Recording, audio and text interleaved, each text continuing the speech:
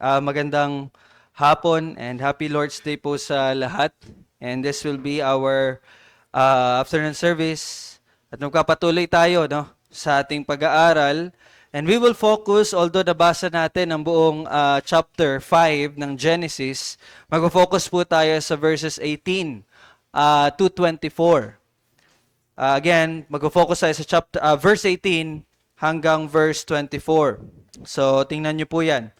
Now, nakakamangha pong isipin na nitong mga nakaraang linggo sa ating mga pag-aaral ay nabibigyan ng highlight ang katotohanan na ang Panginoong Jesus ay nasa bawat pahina ng kasulatan, specifically sa Old Testament. Yun po yung binibigyan natin ng halaga for this past Sundays. At the same time, sa ating afternoon service ay tinitingnan natin si Kristo at ang Ebanghelyo sa libro ng Genesis. Nakafocus po tayo sa Genesis. At tunay nga, nakakamangha ang biyaya po ng Diyos. Dahil, pakinggan niyo po to. Sa chapter 3, pagkatapos ng pagkahulog ng tao sa kasalanan, ay agarang ipinangako ang pagliligtas. Tama? At sa parehong chapter, sa chapter 3 pa rin, natutunan natin na doon pinakita sa atin ang larawan ng kung paano isasagawa ang pagliligtas na iyon. At ito ay sa pamagitan ng paghalili or substitution. Ang ipinangakong tagapagligtas ay siyang mamamatay upang madamitan ang makasalanan ng katuwirang nagmula sa kanya. Yun natin natutunan sa chapter 3. Now, sa chapter 4 naman, ipinakita sa atin na ang kaligtasang ito ay matatanggap naman sa pamagitan ng pananampalataya lamang sa ating Panginoong Jesus na siyang mas mabuting handog na katanggap-tanggap sa harapan ng Diyos. Now again, listen, makikita niyo po, nasa chapter 4 ka pa lang ng Genesis, pero ipinahiwatig na sa atin ang kabuuan ng pagliligtas ng Panginoon. Kita niyo po yon? Chapter 4 ka pa lang. Okay?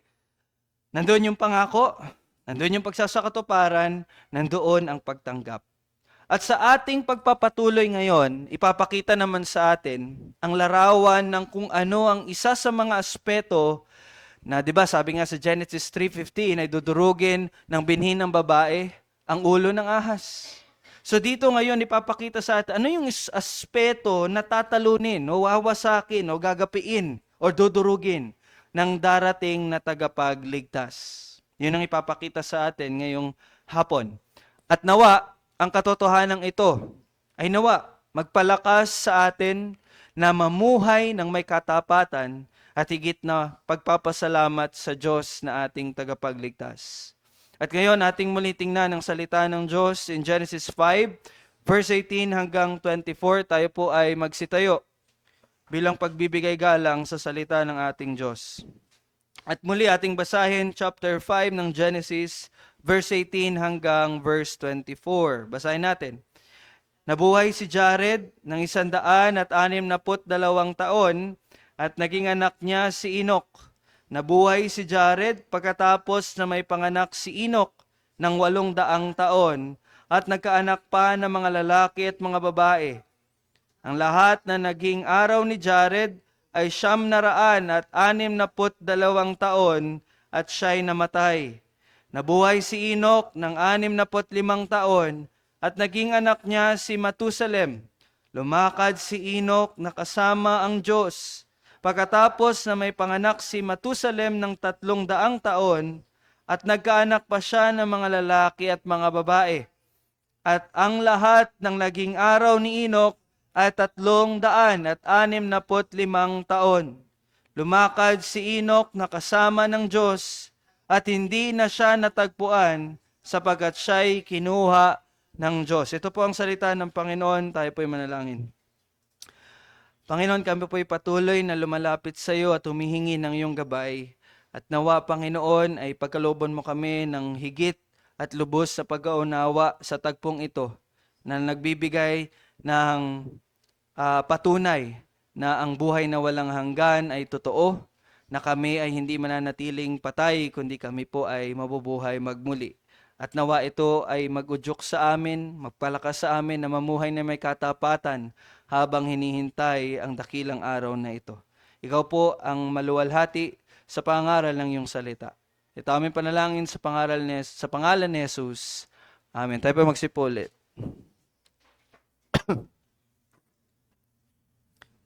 Now, mga kapatid, kung atin pong aalalahanin, nung nakaraang linggo, napag-usapan natin ang patungkol po kay Abel.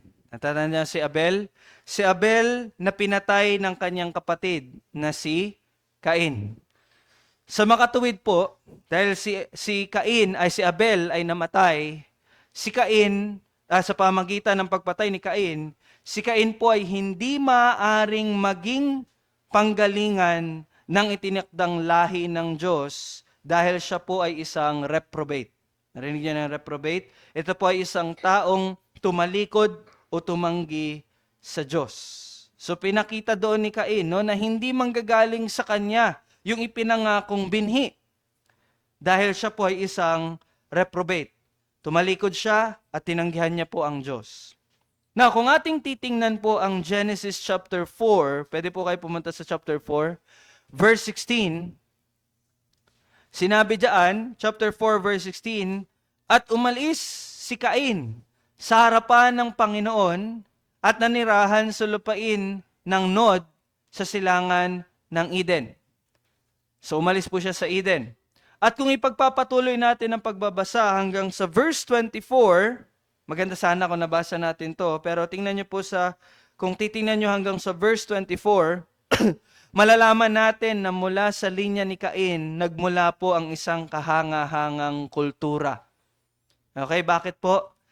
Diyan sa verse 17 to 24, mababasa niyo diyan na ang pamilya ni Cain ang unang nagtayo ng mga lungsod. Sila ang unang nagtayo ng cities. Okay? At sila din ang unang nagpaunlad ng agriculture. Galing yan sa pamilya ni Cain. Nagpaunlad ng pag-aalaga at pagpaparami din ng mga hayop. Sila po ang unang nagpaunlad niyan. Lumikha sila at nagpaunlad din ng musika or music. Yung ating ini-enjoy na music, galing yan sa kanila. Natuto ng metalworking. No, dati siguro lupa lang, pero nagsimula ng gumamit ng mga metal. Nagpasimula din sila ng polygamy. Ano yung polygamy? Isang lalaki ay may maraming asawang babae. At maging ang pinakaunang taong makata, no? Sino mahilig dito sa mga poems, no? Mga poets, no? Sa linya ni Cain niya nagmula. At 'yon ang pangalan doon, ang pangalan noon ay si Lamech. Pero namasa natin kanina may Lamech, ibang Lamech po 'yon.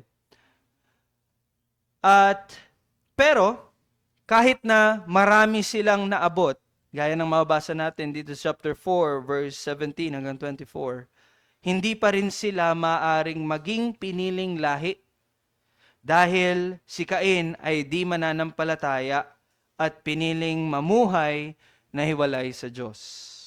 No, bagaman they advance sa iba't ibang larangan, pero hindi po sila ang piniling lahi ng Diyos. Dahil dito, maaari po siguro na naisip ni Eva, hindi maaring si Cain ang binhi. At ngayon, patay naman si Abel. So, sino ang dudurog sa ulo ng ahas? So, pwede niya yun natanong. Now, hindi si Abel, hindi rin si Cain. Pero po sa biyaya ng Diyos, binigyan sila ng isa pang anak. Sa Genesis chapter 4, verse 25, sinabi po ni Eva, muling nakilala, sa verse 24, sinabi, muling nakilala ni Adan ng kanyang asawa at siya'y nanganak ng isang lalaki. At tinawag ang kanyang pangalan na Seth. Sapagkat kanyang sinabi, si Eva po nagsabi, binigyan ako ng Diyos ng ibang anak na kahalili ni Abel, sapagkat siya'y pinatay ni Cain.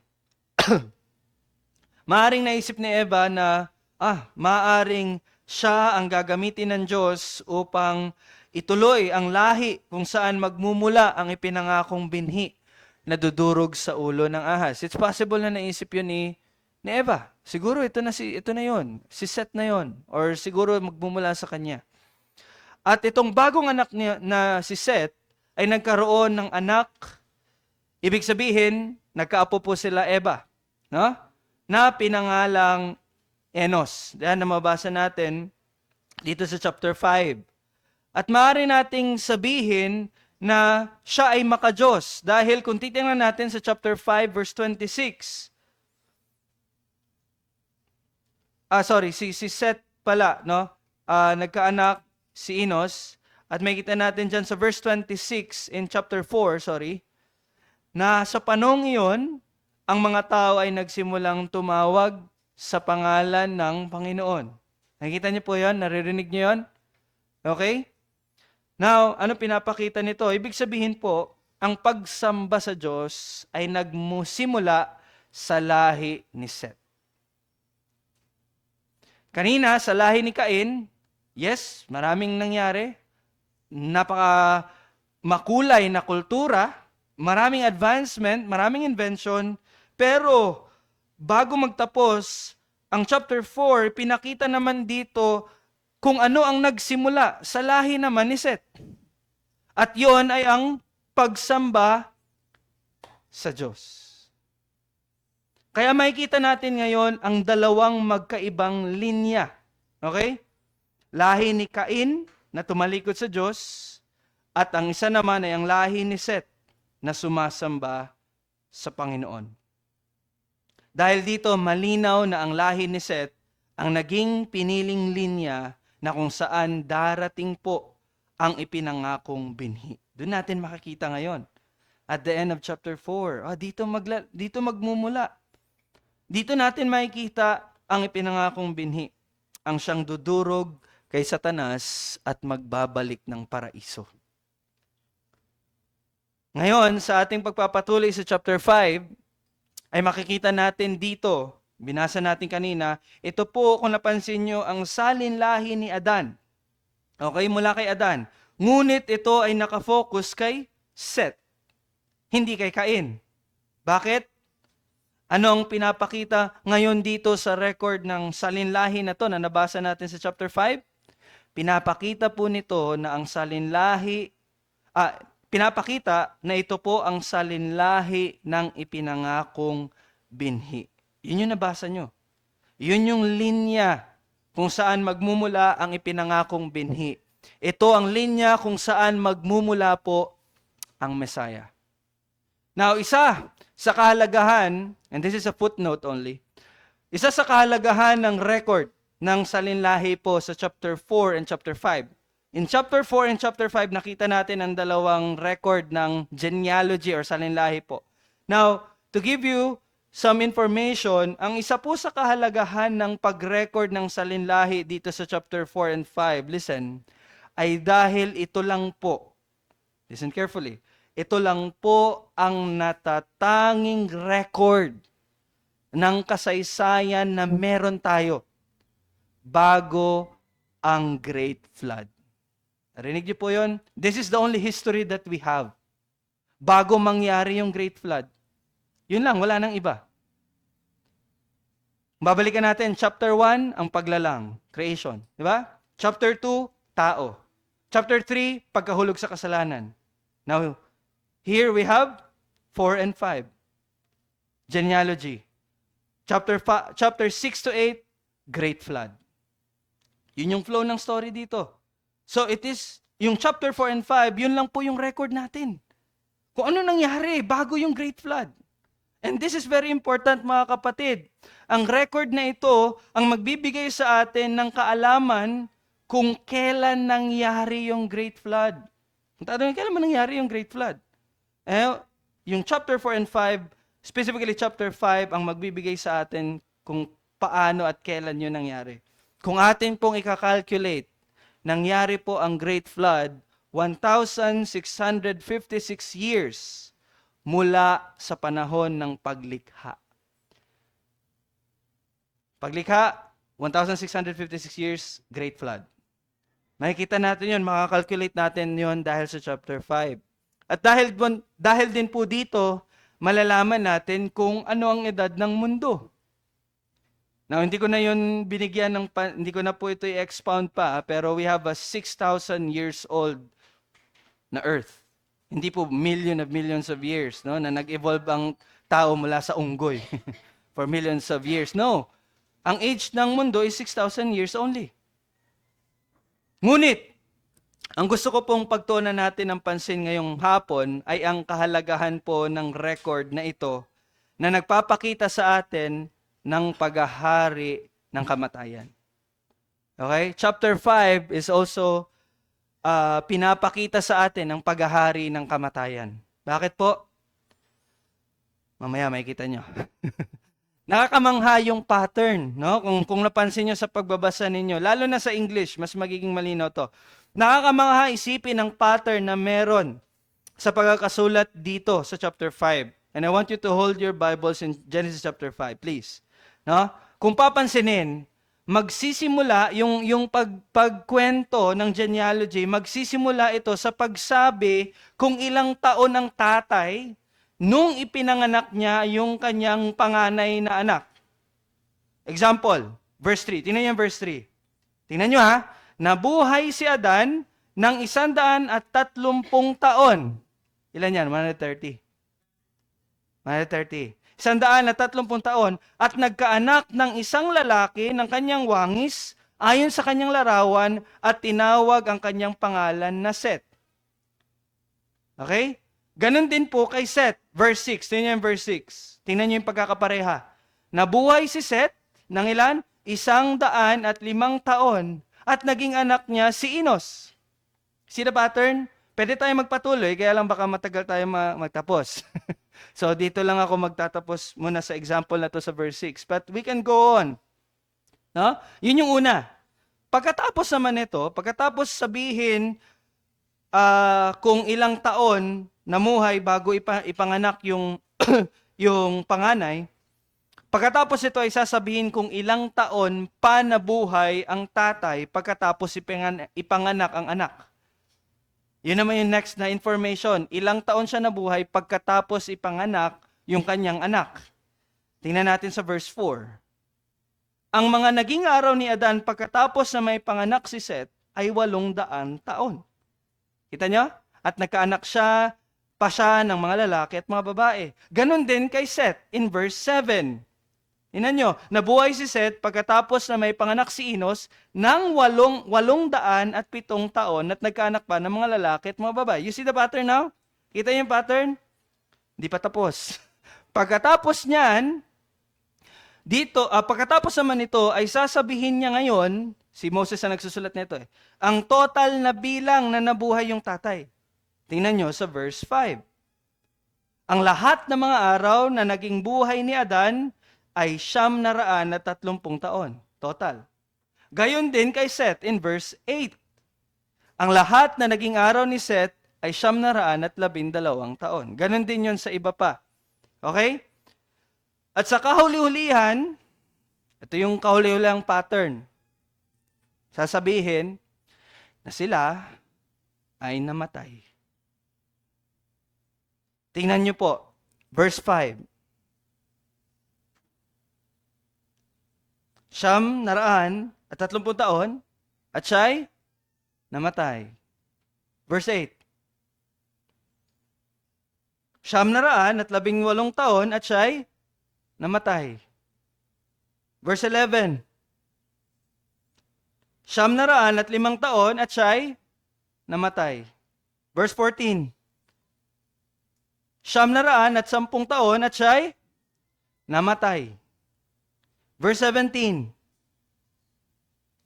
875 taon at siya'y namatay. 17. 20. Verse 20. 962 taon at siya'y namatay. Verse 27. 969 taon at siya'y namatay. Verse 31. 777 taon at namatay. You see? Mababasa natin ang ganitong pattern sa salaysay ng salinlahi na ito at malinaw na malitaw po mga kapatid na pinapakita nito ang katotohanan at paghahari ng kamatayan na epekto ng pagkahulog sa kasalanan ng tao. At nakikita natin iyon hanggang ngayon. Ngunit, kung papansinin po natin muli, tila na iba ang pattern sa bandang huli. 5, 8, 11, 14, 17, plus 3 lahat, no? Pero 17, 20.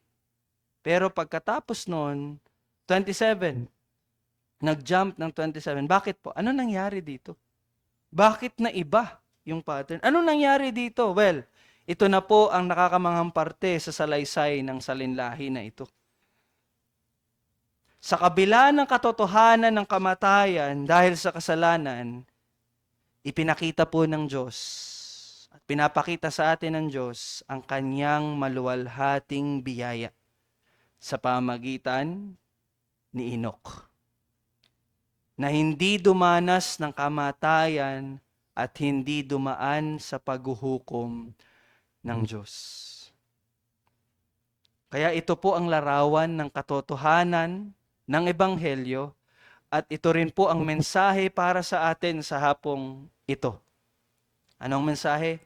Magagapi ang kamatayan, magwawagi ang soberanong biyaya ng Diyos. Ulitin ka po, ito ang mensahe ng Diyos, magagapi ang kamatayan, magwawagi ang soberanong biyaya ng Diyos.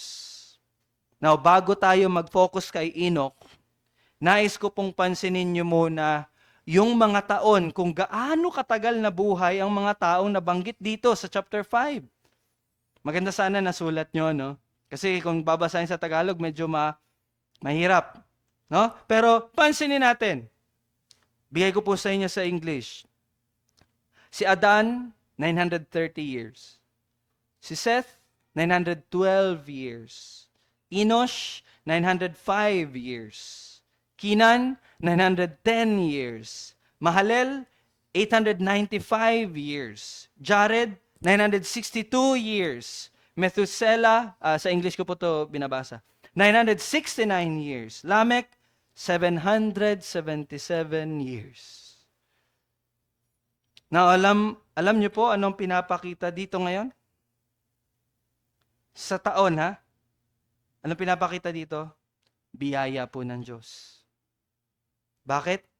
Sinabi sa chapter 2 ng Genesis verse 17. Ano sinabi sa chapter 2 verse 17? Sa araw na ikaw ay kumain niyon, ay tiyak na mamamatay ka. Pero tingnan niyo po, nabuhay si Adan at ang kanyang salinlahi ng halos 1,000 taon. No? Tunay na mahabagin po ang ating Diyos. At isa pa po, sa nakakamangha dito, kung may oras kayo, mamaya, may oras naman talaga kayo, no? Tingnan nyo ang timeline ng mga tao dito. No, i-stretch nyo yung timeline. Pero nasa internet na, search nyo lang, no? Now, here's the thing. Kahit po, tingnan natin kay Adan na lang. Si Adan po ay nabuhay at naabutan pa niya, listen, si Methuselah. Ilang generation yun? 10. 10 generations ang binilang dito. Ulitin ko pa, basahin ko yung mga pangalan. Adan, Seth, Enosh, Kenan, Mahalel, Jared, Methuselah, Lamech. Okay? Lamech. So, nasan si Methuselah? Pang-walo? Okay, meron po akong na-miss out dito. Okay, hindi ko sinali si Enoch. Sorry, hindi ko sinali si Enoch. So, pang 9, si Methuselah will be on the 8th. Okay? 9 si Lamech, 10 si Enoch. 10 si Noah, sorry. 10 si Noah. Bakit ko po ito pinapakita sa inyo? Kasi umabot na kay Methuselah, buhay pa rin po sino? Buhay pa rin po si Adan. Okay? Naabutan niya pa si Methuselah ng 200 years. At hindi lang po yan, naabutan pa ni Adan si Lamech. Lamech is the father of Noah. Okay?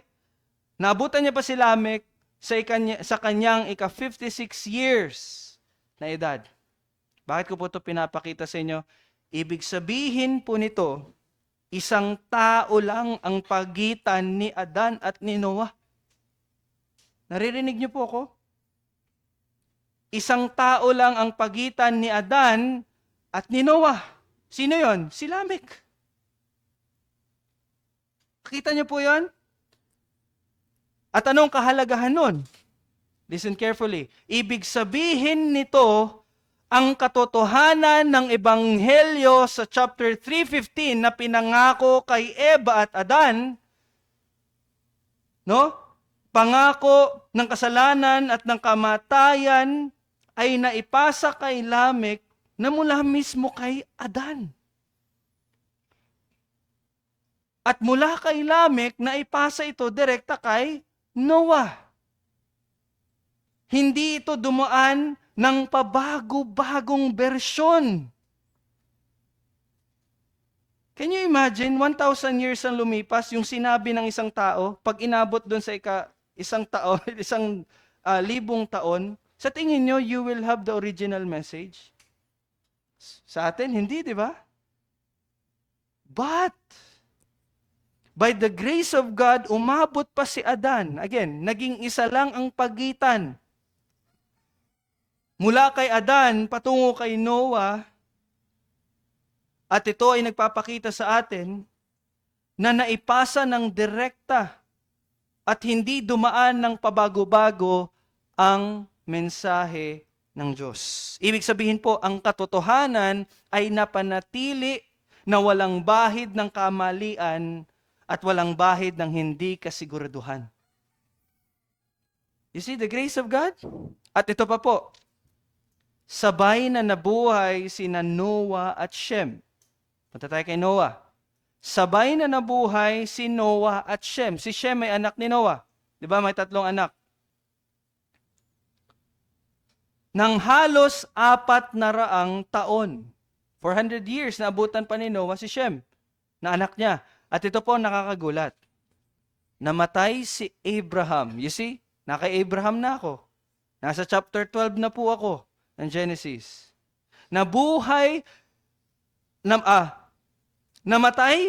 si Abraham bago pa mamatay si Shem.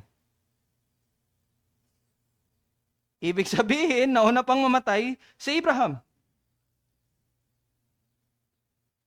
Ibig sabihin po, posible na personal na naikwento o naipasa ni Shem kay Abraham ang tungkol sa Great Flood.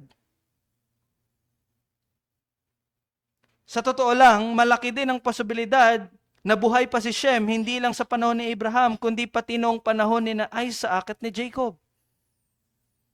Umabot ang haba ng buhay niya sa unang bahagi ng kasaysayan ng Israel, hanggang sa panahon ni Jacob.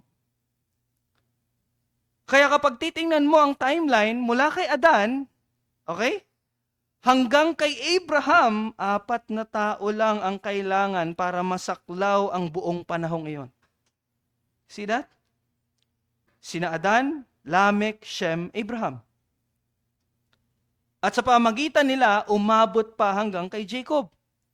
Now, mahalaga ito po mga kapatid dahil pinapakita nito kung paano iningatan at ipinasa ng Diyos ang kanyang banal na katotohanan ng tumpak at walang pabago-bago sa bawat henerasyon. Kita niyo po yon? Parang ganito po. Parang si Abraham, ang pakikinig tungkol sa paglikha ay parang nakikinig sa kwento ng kanyang lolo. Can you imagine that? The story of creation para kay Abraham is just like nakikinig lang siya sa lolo niya patungkol sa creation. Nakikita niyo po ang biyaya, no, ng Diyos. Ang katotohanan ay naipasa ng maingat at tapat. At sigurado. Kaya ako, when I was studying this, sabi ko, grabe ka talaga, Panginoon. As you continue to study the Word of God, you will really fall down and bow down before our God. Nakita nyo gano'n ka-amazing yun? Ganun po kamaluwalhati ang biyaya ng ating Panginoon. At ngayon, balik na tayo kay Enoch. Sabi sa verse 21, sa chapter 5, ang kanyang pangalan ay, siya ay si Enoch, at ang kanyang pangalan ay nangangahulugang devoted or tapat. Yan yung Hebrew word, no? Ng pangalang, na meaning ng pangalang Enoch, devoted. At tunay nga na siya ay naging tapat sa Diyos. Bakit? Sabi sa verse 22, lumakad si Enoch na kasama ng Diyos. Anong kahulugan nun? Anong ibig sabihin na siya ay lumakad na kasama ng Diyos? Ibig sabihin nito ay pagbabalik sa tamang relasyon sa Diyos sa pamagitan ng pananampalataya. Always remember that. Walang taong makakalakad kasama ng Diyos without faith. Laging ang pananampalataya ang magiging paraan upang isang tao ay magkaroon ng relasyon sa Diyos. So ibig sabihin, in simple terms, si Enoch ay lumakad sa pananampalataya. Ibig sabihin, siya ay lumapit sa Diyos at humihingi ng kapatawaran sa mga kasalanan upang magsimula ang isang tunay na relasyon sa Diyos. Dumaan siya doon, confession of sin. Ibig sabihin ay sumang-ayon siya sa Diyos. Nakipag-ugnayan siya sa Kanya, sumusunod siya sa Diyos at umiibig sa Kanya. Ganito ang tunay na itsura po ng relasyon o pakikipagrelasyon sa Diyos. Now, iniisip ng marami, kapag binasa mo ang lumang tipan, puro yan batas, puro yan alituntunin, puro yan ritual, puro yan seremonya. Pero hindi po yun totoo. Kapag bumalik ka sa Genesis 5, no? Sa pinakasimula pa lamang, makikita mo na mula noon hanggang ngayon, ang tunay na relasyon sa Diyos ay laging spiritual. Hindi sa pamagitan ng kung ano pa mga ritual. Ibig sabihin, isang relasyon na may malapit at malalim na pakikipagniig sa Diyos. Lumakad kasama ng Diyos at iyon ang nakita natin kay Enoch. At ito pa po, sabi sa verse 24, lumakad si Enoch na kasama ng Diyos. Binalik, no? But may dinagdag. At hindi na siya natagpuan sapagkat siya'y kinuha ng Diyos. Ganito po nangyari. Isang araw, naglalakad si Enoch kasama ang Diyos. At hindi na siya bumalik. Direkta siyang dinala sa langit. Hindi na naig ang kapangyarihan ng impyerno laban sa kanya. Literal siyang naglakad papunta sa langit. Sa edad na 365 years, matapos ang 300 na taon ng patuloy na paglakad kasama ang Diyos, kinuha na siya ng Diyos sa langit. At sabi ng Biblia, wala na siya. Ibig sabihin, hindi na siya makita. Nawala siya. Walang naganap na funeral service. At pansinin niyo po, hindi sinabi ng teksto ang mga salitang at siya'y namatay. Di ba? Hindi sinabi. Na-break yung pattern. No? Bakit ginawa ito ng Diyos? Dahil ipinakita ng Panginoon na may tagumpay laban sa kamatayan. Mga kapatid, chapter 5 pa lang, pinakita na ang katunayan ng buhay na walang hanggan. Pinakita na ang katunayan ng resurrection. Pinakita na ang katunayan na magagapi ang kamatayan. Pinaliwanag ito sa Hebrews chapter 11 verse 5. Sinabi doon, sa pananampalataya, si Enoch ay dinalang paitaas, anupat hindi na niya naranasan ang kamatayan. Malinaw po.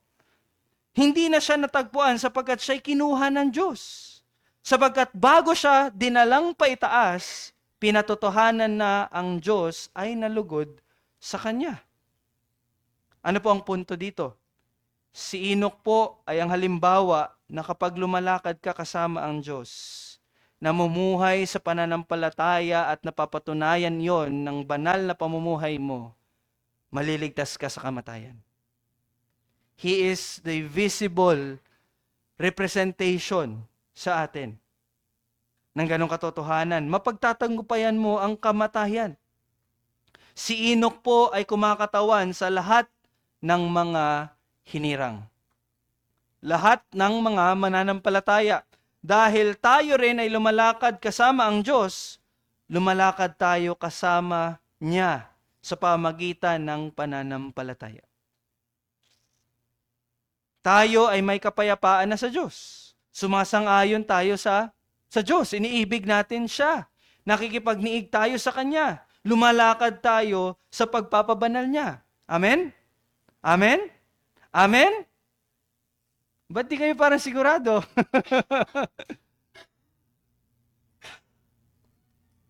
Yung pangyayari pong ito ay nangyari sa harap ng maraming saksi upang malinaw at hindi maikakaila na ang hindi nakikitang bagay na espiritual ay tunay na umiiral. Yun po yung purpose nun. Kasi people, ito sa panahon nila, hindi nila alam ano ibig sabihin, no? Ng dudurugin ng ulo. And dito ngayon pinakita ng Diyos ang isang aspeto kung ano ang dudurugin. And actually, this is the last enemy. Di ba? Nadudurugin. Ano yung last enemy? Death. In chapter 5 pa lang, pinakita na sa atin, talo na po. May nanalo na. Naririnig niyo po yun?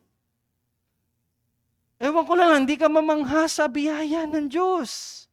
Ewan ko na lang kung hindi ito makapag-udyok sa'yo na mamuhay na may katapatan sa Diyos.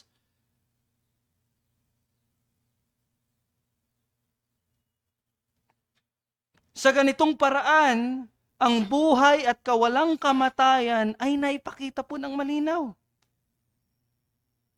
Ayon sa intensyon ng Diyos para sa panahong iyon at sa kasaysayan ng tao. Ipinakita nito na ang biyaya ng Diyos ay tiyak na magtatagumpay sa pagkamit ng ganap at pangwakas na kaligtasan para sa lahat ng bumabalik sa Kanya sa pamagitan ng pananampalataya. Tingnan nyo lang kung ano nangyari kay Enoch. Nangihina na kayo in your Christian walk? Look at Enoch. Resurrection. Eternal life is real. Victory over death is real. Nanghina ka, tingnan mo si Enoch. Tingnan mo ang ginawa ng Diyos kay Enoch. Mga kapatid, kung babasahin niyo ang chapter 5, specifically itong parte sa story ni Enoch, hindi po ang katapatan ni Enoch ang highlight dito. Hindi ang katapatan ni Enoch. Bagkos ang soberanong biyaya ng Diyos ang pinapakita dito. Nangyari yon hindi dahil naging tapat si Enoch, no. Nangyari yon dahil naging mapagbiyaya ang Diyos. Hindi lang kay Enoch, hindi lang sa mga tao na nakakita nun, but pati na rin sa atin. Upang makita natin ngayon ang katotohanan ng buhay na walang hanggan. Bakit?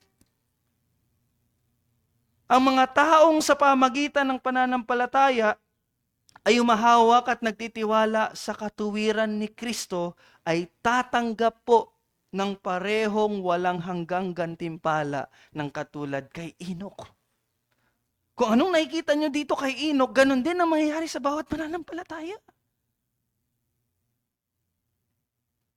Ang buhay ni Enoch na naglakad kasama ang Diyos at ang kanyang pag-akyat sa langit ay nagsisilbing paalala ng ebanghelyo sa atin. Na ang Diyos na naglakad kasama ni Enoch ay siya ring Diyos na naglalakad kasama mo sa pamagitan ni Kristo. At isang araw ay magdadala sa iyo sa kaligtasan tungo sa kanyang presensya. He will bring you home. Mamatay man tayo, ngunit tayo ay mabubuhay ding muli. Bakit? Dahil nagapi na ang kamatayan at nagwagi na ang soberanong biyaya ng Diyos sa pamagitan ni Kristo Jesus. Kaya manampalataya ka at umasa ka lamang kay Jesus para sa iyong kaligtasan. Lumakad ka, kapatid, kasama ng Diyos sa pamagitan ng pananampalataya na nakikita sa buhay na patuloy na nagbabago sa kabanalan. Mga kapatid, hindi man perpekto, pero listen carefully. Ito ay laging may pag-asa at laging may paglago. You will never be the same. Kung ano ka ngayong araw na to, iba ka bukas. Kasi yun ang biyaya ng Diyos. Kung ikaw ay nananatili sa kung ano ka man kahapon, repent. Mamuhay ka sa biyaya. Mali kasi yung pag-unawa natin ng biyaya eh. Ito, napag-usapan namin to kagabi before we pray. Sabi ko, alam mo, ito yung mali sa atin eh. Ang lagi nating iniisip, nananatili ako sa kasalanan dahil may biyaya. Mali yun. Hindi ka dapat nananatili sa kasalanan dahil may biyaya. Nakita niyo yung kaibahan nun? Sorry pa, pero naririndi na ako minsan sa mga taong nagsasabi, sa tuwing kinakamusta mo sila, kamusta ka? Eto, ganun pa rin, ang hina pa rin, dadapa pa rin. Pero, salamat sa biyaya ng Diyos. Napatawad pa rin ako. At nagsusumikap pa rin ako. Alam niyo po, yung bersyon ng biyaya na yan, hindi bersyon ng Diyos. Bersyon mo yan. Alam mo bakit nananatili ka sa kung ano ka man last week, last year? Alam mo bakit? Hindi dahil sa biyaya ng Diyos. Dahil pinipili mo pa rin sarili mo. That's why every time kinakamusta ka, every week na kinakamusta ka, ganito pa rin ako. Pero biyaya ng Diyos, that's not grace. Ang ibig sabihin lang nun, pinipili mo pa rin yung kasalanan. Hindi ibig sabihin na mahina ka. Ang ibig sabihin nun, pinipili mo yung gusto mo, hindi ang kalooban ng Diyos. At hindi biyaya yun.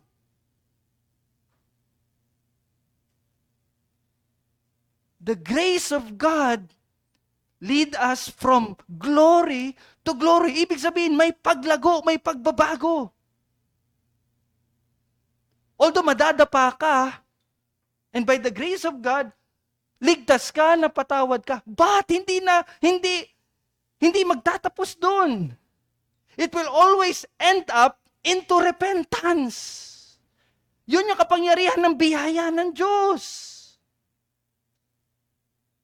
Kaya kapag sasabihin mo, hindi, ganito pa rin, pero biyaya, no, you are just fooling yourself. Pinipili mo pa rin yung gusto mo. Yun lang yun, as simple as that. Not because of the grace of God, kaya nagpapatuloy ka sa pamumuhay na walang paglago, walang pagbabago. Hindi yun grace, mga kapatid.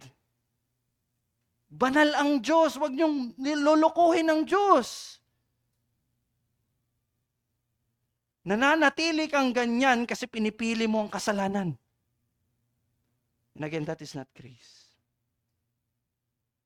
Look at Enoch. The grace of God made Enoch to walk with God. Ganon din yun sa'yo, kapatid. Mamuhay ka lang sa biyaya.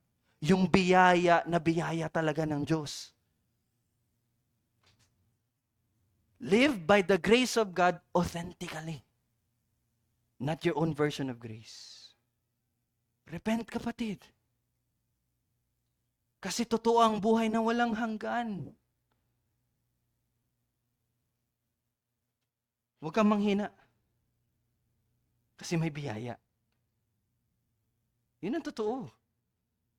Magpatuloy ka dahil totoo at pinakita na sa atin ngayon na hindi tayo mananatiling patay. Kundi tayo, ng mga mananampalataya, ay mabubuhay muli at mamamalagi sa presensya ng Diyos. That's your final destination. Kaya ngayon na nandito ka pa, Coram Deo. Live in the presence of God. Ito po ang mensahe ng soberano at maluwalhating biyaya po ng ating Diyos. Purihin at pasalamatan natin siya. Let us pray. Our Father in heaven, Lord, maraming salamat po. Sobra yung biyaya mo, Diyos. Napakaganda na makita ang lahat ng iyong kapasyahan. Even with this, para sa amin, ito ay mga numbers lamang. But dito mo pinakita, Panginoon, na sinigurado mo na maihayag ang iyong katotohanan first hand from Adam to Lamech, to Enoch, to Abraham. And because of that, we have a sure assurance na ang salita na aming pinaniwalaan ay tunay, walang bahid na kung anumang pagbabago o pagkakamali. At hindi lang po yan pinakita mo, Panginoon, ang iyong biyaya na sa kabila ng karapat-dapat na kamatayan ay dinala mo si Enoch sa iyong presensya. At ito ang imahe na mangyayari sa bawat mananampalataya. Bagaman mamamatay kami, ngunit ang kamatayan na hindi nagwagi at hindi magwawagi sa amin. Hindi dahil sa aming ginawa, kundi dahil sa iyong biyaya sa pamagitan ng iyong tanging anak na si Jesus. Panalangin ko po, Panginoon, ang katotohanan ito, ang siyang patuloy na humubog sa amin sa tunay na pamumuhay, sa tunay na biyaya, at hindi sa biyayang aming ginagawa. Protect us, Father, at iligtas mo kami sa maling pag-iisip na ito, na ginagamit ang bersyon ng aming biyaya para magpatuloy sa buhay na pinipiling kasalanan. Pero alam namin, Panginoon, na sa biyaya mo, tunay na lalago, tunay na magbabago, at tunay na mananalo ang bawat mananampalataya sa kasalanan. Dahil ito'y naipanalo na ng aming Panginoong Jesus. Pinupuri ka namin, O Diyos. Ikaw lang at wala nang iba. Taming panalangin sa pangalan ni Jesus. Amen.